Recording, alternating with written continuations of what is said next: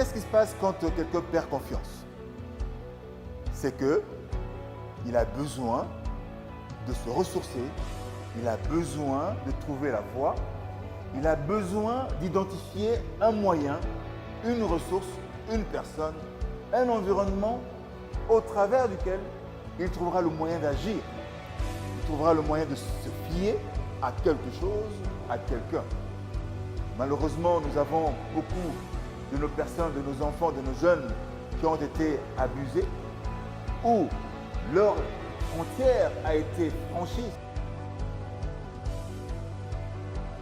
Une personne qui est censée prendre soin de toi, c'est cette personne-là qui te malmène, qui te ment, qui te manipule, qui abuse de toi et qui profite de toi. Parce que tu étais dans une position de vulnérabilité. Que pensez-vous que cette personne va manifester?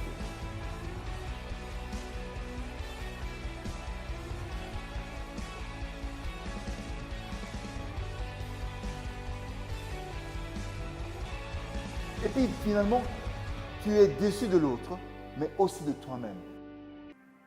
Qu'est-ce qui se passe quand quelqu'un perd confiance? C'est qu'il a besoin de se ressourcer, il a besoin de trouver la voie, il a besoin d'identifier un moyen, une ressource, une personne, un environnement au travers duquel il trouvera le moyen d'agir. Il trouvera le moyen de se fier à quelque chose, à quelqu'un. C'est pourquoi vous vous rappelez, j'ai parlé de la reprogrammation. Si le programme que nous portons ne convient pas à l'objectif que nous voulons atteindre, vous vous rappelez, pour que j'aille vers mon objectif, pour que je réussisse ce que je suis en train d'entreprendre, je dois être motivé. Et la motivation, c'est quelque chose qui me permet de fixer mes objectifs en fonction des valeurs que je défends. Vous vous rappelez que nous avons une chose en commun, qu'à chaque fois que vous fécondez quelque chose, cette chose se multiplie, soit dans votre esprit ou dans votre corps. Toute chose fécondée se multiplie. Alors, que fécondez-vous? La fécondation, ici, je parle de l'idée, de la parole, du mot, de la situation. Qu'est-ce que tu fécondes? C'est ça qui va faire que tu vas vivre avec ou tu vas multiplier. Et c'est ça qui va te dominer ou qui va te permettre de régner ou de réussir. Malheureusement, nous avons beaucoup de nos personnes, de nos enfants, de nos jeunes qui ont été abusés, où leur frontière a été franchie, c'est-à-dire que les gens ont franchi les frontières infranchissables, c'est-à-dire qu'une personne qui est censée prendre soin de toi, c'est cette personne-là qui te malmène, qui te ment, qui te manipule, qui abuse de toi et qui profite de toi. Parce que tu étais dans une position de vulnérabilité. Que pensez-vous que cette personne va manifester? À un moment donné, va se sentir évidemment abusé, va se sentir trahi, va se sentir trompé, ayant vécu l'humiliation parce qu'il s'est senti quelque part violenté physiquement, mentalement, et donc blessé dans son fort intérieur. Et finalement, quand ils se sont sentis abusés, il y a une douleur qui se crée. Du genre, mais comment est-ce que j'ai pu me laisser trahir? Comment tu as pu me trahir? Comment tu as pu me mentir à ce point? J'avais confiance en toi. Je posais quelque part, je posais toutes mes attentes sur toi, ma confiance sur toi. Comment tu as pu me trahir? Mais qu'est-ce que tu as... Et puis finalement, tu es déçu de l'autre, mais aussi de toi-même. Comment j'ai pu me laisser avoir comme ça? Donc je commence à me déprécier. Je commence à déprécier les autres. Et je commence à sentir cette douleur qui fait que cette expérience devient très très difficile à vivre. Je commence à avoir la rage, la tristesse, la peine. Et du coup, mes humeurs commencent à être volatiles. Je commence à être anxieux. Et surtout, finalement, avec cette expérience de douleur que je ressens, je ne commence à moins supporter. Et qu'est-ce que je fais? Je vais avoir tendance à fuir. Je vais avoir tendance à me séparer de cette douleur. Parce que personne ne supporte longtemps la douleur. Personne. Et là, qu'est-ce qui se passe? Nous devenons victimes. Et finalement, c'est le premier niveau où nous commençons à perdre confiance en nous-mêmes. Nous commençons à fonctionner avec une distance, avec une séparation des autres. Donc, je me dissocie.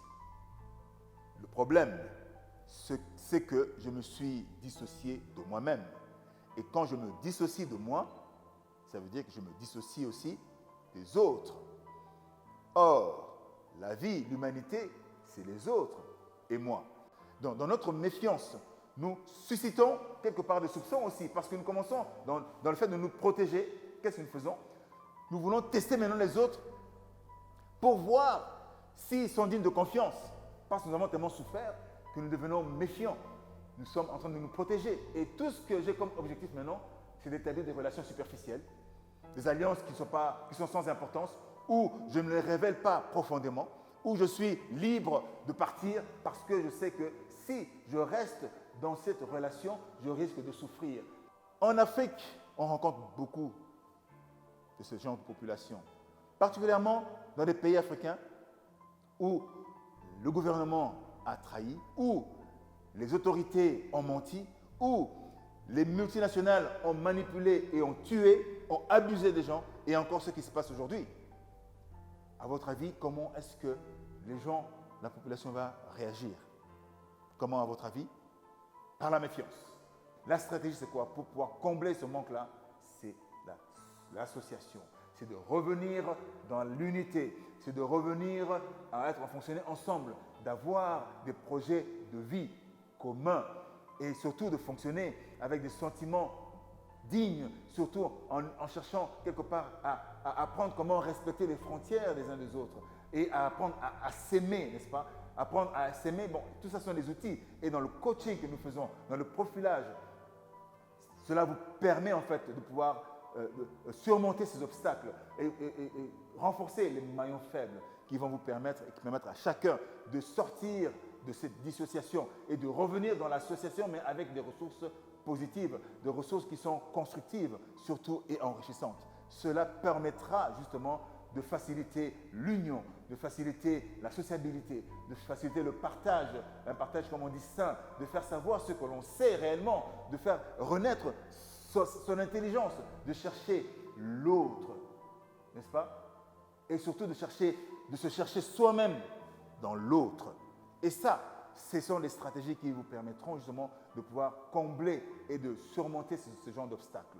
La confiance se restaure. On peut restaurer la confiance.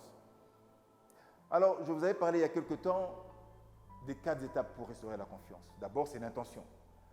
Commencer à nourrir l'intention qui correspond à la confiance que tu veux avoir des autres. Donc, une bonne intention, une intention juste, implicite ou explicite, mais une bonne intention. Quand tu commences à manifester cette bonne intention, premier niveau, deuxième niveau, tu peux maintenant commencer à vivre ton authenticité, c'est-à-dire tu es toi-même. Non seulement ta pensée est authentique et l'intention est bonne, mais toi-même tu deviens authentique. On fonctionne avec son cœur. Et quand on fonctionne avec son cœur, on met en œuvre le courage. Et ensuite, l'expertise. On a une expertise dans ce que nous faisons. Qu'est-ce que nous faisons? Nous avons souvent fait ceci, nous avons souvent parlé, nous avons souvent expliqué, nous avons souvent résolu de problèmes. Ça, c'est notre expertise. Identifions ces expertises et commençons maintenant à trouver des résultats. Quand nous allons étaler les résultats, quand nous allons mettre une liste de résultats que nous avons atteints par nos échecs, n'est-ce pas, comme on dit, les échecs de l'apprentissage, cela deviendront comme des feedbacks. Il y a toujours des défauts à rectifier, à corriger. Mais la solution, c'est travailler ensemble. Nous ne pouvons pas nous passer de travailler en synergie. Parce que, rappelez-vous, mon intelligence ne suffit pas, ton intelligence ne suffit pas, ton intelligence ne suffit pas. C'est en mettant tout ça ensemble que nous allons réussir à tendre vers la vérité, même si nous n'y sommes pas encore.